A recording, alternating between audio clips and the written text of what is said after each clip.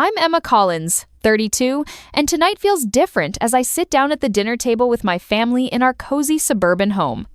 The usual hum of casual conversation fills the air, punctuated by the clinking of silverware and soft laughter, but beneath it all, there's a buzz inside me, a mixture of pride and nervous excitement. I've been holding on to this news for days, waiting for the right moment to share it with the people who mean the most to me. Tonight is that moment. I glance around the table. Mom is stirring her tea thoughtfully. Dad's eyes are fixed on the television, humming quietly in the background. And Lily, my younger sister, is scrolling through her phone, absent-mindedly tapping her fingers on the table. We gather here every Wednesday night, a ritual that's become our anchor through busy weeks and life's ups and downs. But tonight, I want more than the usual small talk. I want to tell them about my promotion. I clear my throat, feeling the warmth of anticipation spread through me. I have some news, I say, trying to keep my voice steady but bright. I just got promoted to senior director at work. The words feel heavy with meaning. I've worked hard for this, late nights, endless meetings, strategic pitches that kept me awake. This is my breakthrough, the milestone that marks years of dedication finally paying off. The room quiets instantly. Mom's eyes light up with pride, and Dad gives me a slow, approving nod. But then, something unexpected happens. Lily, who's been quiet up until now, suddenly bursts into tears. Not just a quick sniffle or a tear or two, but full-on sobbing that shakes her shoulders and sends her head down into her hands. For a moment, the whole table freezes. I blink, confused and alarmed. "Lily?" I ask gently, reaching out to touch her arm, but she pulls away and wipes her cheeks roughly. "What's wrong?" The tension is immediate and thick, like a sudden storm rolling in over calm waters. Mom looks between me and Lily, her face tightening with concern. Dad switches off the TV, his brow furrowed, sensing the shift in the mood. The chatter hushes, replaced by the heavy weight of unspoken questions. I try to understand, but Lily's silence stretches out, broken only by her quiet sobs. My heart races. Did I say something wrong? Was my news too much? I've never seen her react this way before, especially not to something good happening to me. We've always had our differences, sure, but this feels deeper, more raw. I glance at Mom, who finally breaks the silence. "Lily, sweetheart, come on, tell us what's going on." Her voice is soft but firm, trying to coax the truth out without making Lily feel worse. But Lily only shakes her head, tears still falling, her face flushed with emotion. I sit back, the weight of the moment pressing down on me. I had imagined this dinner being filled with congratulations, maybe even a little celebration. Instead, it's a battlefield of emotions I don't yet understand. The excitement I felt just moments ago now feels fragile, as if it could shatter beneath the strain of this unexpected reaction. As I watch Lily, I can't help but remember all the times I encouraged her when she was struggling to find her path, when she doubted herself, when she felt lost in the shadow of others. I'd always thought our relationship was strong enough to withstand anything. But tonight, her tears tell a different story, one I'm only beginning to unravel. I want to reach out, to tell her that this promotion doesn't change anything between us, that I'm here for her no matter what. But the words catch in my throat. Instead, I simply say, "Whenever you're ready, I'm here to listen." The silence stretches, broken only by the soft sounds of Lily's sobbing, the clinking of silverware as Mom tries to clear the table, and the distant hum of the evening outside our window. In this moment, the room feels smaller, the distance between us wider than ever. I realize that this dinner, which was supposed to mark a new chapter in my life, has instead laid bare the fragile, complicated threads that tie us together as siblings. I don't know what lies ahead, but I know one thing for sure. Tonight has changed everything, and I'm left holding on to hope that we can find our way back to each other. I'm Emma Collins, and as the days pass after that tense dinner, I find myself replaying Lily's tears over and over in my mind. There's a knot in my chest I can't shake, a gnawing need to understand what's really going on beneath the surface. It's like there's a story I've only glimpsed, fragments of a struggle she's been carrying alone, and I'm determined to piece it together. Memories start flooding back, unbidden but vivid. I remember the countless times Lily called me late at night, voice trembling, overwhelmed by the pressure of her own career. She worked in graphic design, a field she loved but where stability was always elusive. I was the one who encouraged her, sending her job leads, suggesting networking events, even reviewing her portfolio when she doubted herself. I thought I was her biggest cheerleader. But now I wonder if somewhere along the way, my own success made her feel smaller.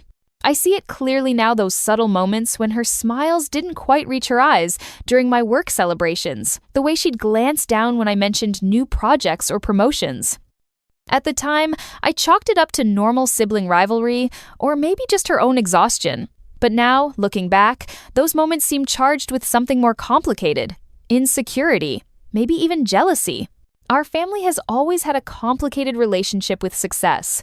Mom, especially, has this habit of comparing achievements, sometimes unintentionally turning celebrations into competitions.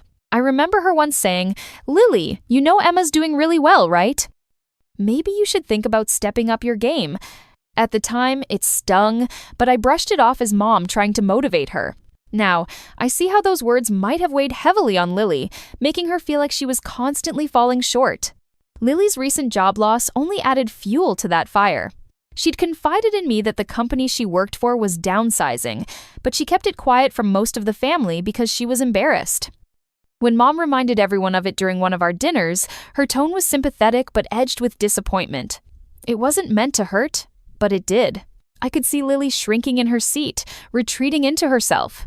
I realize now that our family environment, which should have been a source of support, sometimes felt more like a minefield. We were all striving, but success was measured in ways that left little room for struggle or failure.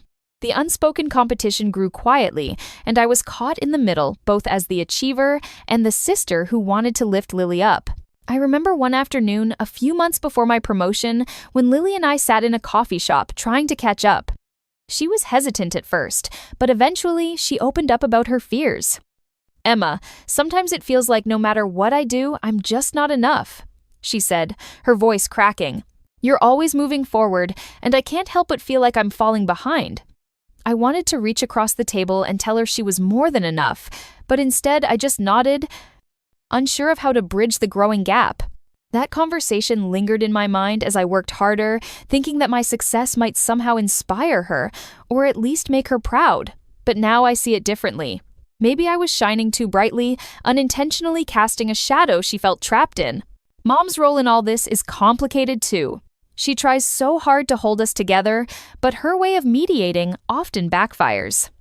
At that last dinner, when Lily broke down, Mom's attempt to get to the root of the problem only seemed to make things worse. Instead of soothing Lily's pain, it highlighted the tension between us. I could tell Mom felt torn, wanting peace, but caught in the middle of two daughters who were drifting apart. Dad, on the other hand, tends to stay quiet during these moments. He listens, offers a few words here and there, but mostly retreats into his own world. I sometimes wish he'd step in more, but I understand that for him, conflict is uncomfortable and silence feels safer. Still, his silence feels like a gap we all try to fill in different ways. In the quiet moments since that night, I've been thinking about how to reach Lily. It's clear that beneath her tears is a mix of emotions: fear, jealousy, disappointment, and maybe even a sense of invisibility. I want her to know that her feelings matter, that her journey is just as important as mine, even if it looks different.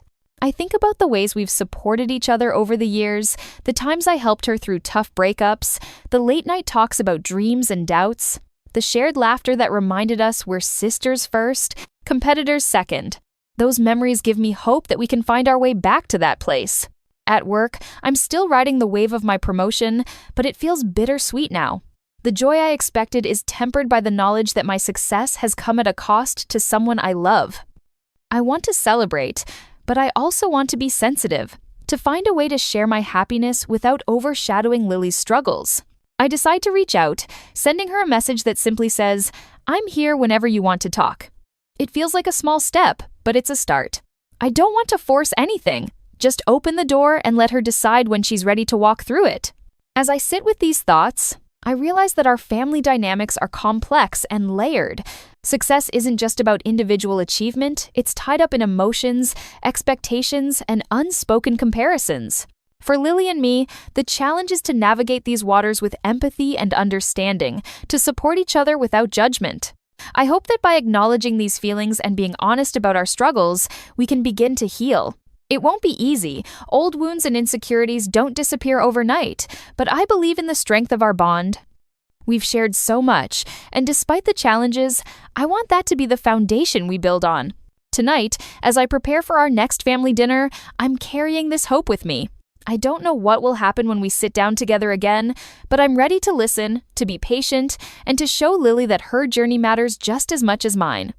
Because in the end, family isn't about competition, it's about love, support, and standing by each other through all the ups and downs. I'm Emma Collins, and tonight, as I sit across from Lily at our usual family dinner, the air feels heavy but charged with something new, an unspoken invitation to break the silence that's grown between us. After days of hesitation and careful thought, I decide it's time to bridge the gap, to gently confront the emotions that have kept us apart. I take a deep breath, steadying myself before speaking. Lily, I begin softly. I've been thinking a lot about that night when you started crying after I told everyone about my promotion. I want to understand what's really behind it. Can you tell me how you were feeling? She looks up, eyes red-rimmed and vulnerable, and for a moment, she doesn't say anything. Then, her voice cracks as she admits, Emma, it wasn't just about your promotion. It was everything. I felt like I was failing, like no matter how hard I tried, I was falling behind. Seeing you succeed made all my fears hit me at once. Her confession hangs between us, raw and honest. I reach out, placing my hand over hers. I'm so sorry you felt that way. I never wanted to make you feel less than or like you're alone. She shakes her head, tears spilling over again. It's not your fault. It's just, I'm scared. Scared that I'm stuck, that I'm not good enough, and that you're moving on without me. Listening to her, I realize how deeply the pressure has weighed on her. The fear of being left behind, the pain of comparing herself to me, and the sense of invisibility that's been growing for years. It's a powerful reminder that success isn't just about achievements. It's about how those achievements affect the people we love. Our parents watch quietly, the tension palpable but softened by the vulnerability between us. Mom clears her throat, breaking the stillness. I think we've all felt the pressure in different ways, she says gently. We want to celebrate each other, but sometimes it's hard to know how. Dad nods in agreement, adding, family is about support, not competition. We need to remember that. I look back at Lily and say, I don't want us to compete or compare. I want to support you, to be your sister, not your rival. She manages a faint smile, squeezing my hand. I want that too. We start talking about the pressures we each face, the expectations from our family, the challenges at work, and the silent battles we fight inside. It's uncomfortable but necessary, peeling back layers of misunderstanding that have built up over time. Lily opens up about her job loss, the shame she felt, and how it made her retreat. I was scared to tell anyone because I didn't want to be seen as a failure, she admits. But hiding it only made me feel worse. I share my own struggles too, the late nights, the self-doubt, and the fear that my success would come at the cost of our relationship. It feels good to be honest, to let down the walls we've both built. Mom suggests we find ways to support each other more actively, like helping Lily with her job search and celebrating small victories together. It's a hopeful idea, one that feels like a step toward healing. As the conversation unfolds, I realize that this moment, a difficult but heartfelt exchange, is the beginning of a new chapter. It's not about erasing the past, but acknowledging it, learning from it, and choosing connection over competition. I promise Lily that I'll be there for her, not just as the successful sister, but as someone who understands and cares deeply. And she promises to try to believe in herself and to let me in when she needs support. The evening ends with a sense of cautious optimism. We're not perfect, and there's still work to be done, but we've taken a crucial step toward rebuilding our bond. I feel grateful for the chance to be honest, to listen, and to begin healing the rift that once felt unbridgeable. Tonight, I've learned that confronting difficult emotions head-on, with empathy and openness, can transform pain into understanding. And for the first time in a long while, I believe that Lily and I can move forward not as competitors, but as sisters who truly support each other. I'm Emma Collins, and in the weeks following our heartfelt conversation, something begins to shift between Lily and me, a fragility of understanding that slowly transforms into genuine connection. The walls built by years of unspoken jealousy and insecurity start to crumble, making room for healing and hope. Our family dinners, once filled with awkward silences and guarded glances, become spaces where honesty and support take center stage. Lily and I make a conscious effort to communicate openly, breaking down the barriers that kept us distant. It's not always easy. Old habits die hard, and moments of doubt still creep in, but the willingness to listen and empathize fuels our progress. One evening, Lily arrives at my apartment with a tentative smile, clutching a folder of her latest design work. "I've been meaning to show you this," she says softly, laying the portfolio on my coffee table. We spend hours reviewing her projects, discussing ideas and possibilities. I offer feedback, encouragement, and connections to people in my network who might help her find new opportunities. "It means a lot that you're here," Lily admits later, her eyes shining with gratitude. "I've felt so alone in this, but you're reminding me that I'm not. I realize that supporting her isn't just about practical help, it's about being present, showing that her dreams matter. I want her to know that her worth isn't tied to a job title or paycheck, but to the person she is." Outside of our family, Lily takes steps to rebuild her confidence. She begins attending therapy, a decision she shares with me during one of our long phone calls. "It's uncomfortable," she confesses, "but I'm learning to be kinder to myself, to recognize the patterns that held me back." I'm proud of her courage, knowing that seeking help is a powerful act of self-love. It also reminds me that healing isn't linear, it's messy and ongoing, requiring patience and grace. Our mother notices the change too. At our next dinner, she compliments Lily on her renewed energy and determination. "I'm proud of both of you," she says, her voice warm. "You're learning to be there for each other, and that's what family is all about." Dad, usually quiet, nods with a rare smile. The atmosphere at the table feels lighter, more hopeful. As the weeks unfold, Lily lands a freelance design contract that excites her. We celebrate together, not just the success, but the journey it represents, a step toward reclaiming her confidence and identity. I feel a swell of pride, not just in her achievement, but in the growing bond between us. Through this process, I reflect on my own growth. I've learned to temper my ambition with empathy, to recognize that success isn't a race, but a shared path. I'm committed to being a sister who uplifts, rather than unintentionally overshadows. One evening, as we sit side by side on the couch, Lily turns to me and says, "Thank you for not giving up on me." Her words resonate deeply, a testament to the power of perseverance and love. I squeeze her hand, feeling a sense of peace I haven't known in years. We're not perfect, and challenges remain, but we're moving forward together. This journey has taught me that family isn't about flawless harmony, but about embracing imperfections and choosing connection. It's about creating a space where vulnerability is met with kindness, and where each person's journey is honored. As I prepare for the next family dinner, I carry this renewed sense of hope. I know there will be ups and downs, but I'm ready to face them with an open heart, knowing that Lily and I are stronger together. Tonight, I'm grateful for the healing that's begun and for the promise of a future where our family dinners are filled with genuine joy, support, and love. I'm Emma Collins, and several months have passed since the tears that cracked the surface of our family's carefully maintained facade. In that time, Lily has found a new job, a role that suits her creativity and rekindles her passion.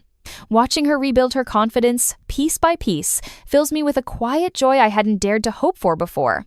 Our relationship, once strained by unspoken resentments and comparisons, has blossomed into something more honest and supportive. We've learned to celebrate each other's successes without judgment or envy. The silence that once hung heavy between us is replaced by laughter, shared dreams, and the understanding that we are sisters first, competitors nowhere. Family dinners have transformed too. The table, once a place of tension and awkward glances, now feels warm and welcoming. Conversations flow freely, filled with encouragement rather than comparison. Mom has softened, letting go of the need to measure success in milestones and instead cherishing the unique paths her daughters walk. Dad, though still reserved, offers his quiet support in ways that speak volumes. One evening, as we gather around the table, Lily raises a toast to new beginnings. To growth, she says, her eyes shining with sincerity, and to family imperfect but ours. I raise my glass alongside hers, feeling a deep sense of gratitude for the journey we've taken together. Reflecting on these changes, I recognize how vital empathy and communication have been in healing old wounds. Our willingness to confront uncomfortable truths allowed us to break free from the cycle of silent competition and isolation. It was not an easy path. It required vulnerability, patience, and a commitment to see each other beyond our struggles. I think back to the nights I spent worrying about whether my promotion would widen the gap between us, only to discover that it was our openness and support that truly bridged it. I'm proud not just of my career achievements, but of the stronger, more compassionate bond I share with Lily. Life isn't perfect, and challenges still arise, but now we face them together, armed with understanding and love. I've come to see that true success lies not in titles or accolades, but in the connections we nurture and the kindness we extend. As I prepare for another family gathering, I feel a peaceful certainty that we've turned a corner. Our dinners are no longer battlegrounds, but celebrations of resilience and unity. I cherish this evolution and look forward to the future we're building, one where each of us shines in our own right, supported and embraced by the family we've chosen to be. Through this journey, I've learned that growth is possible when we choose empathy over judgment and connection over competition. I hope our story inspires others to seek healing within their own families, to hold space for vulnerability, and to embrace the imperfect beauty of love.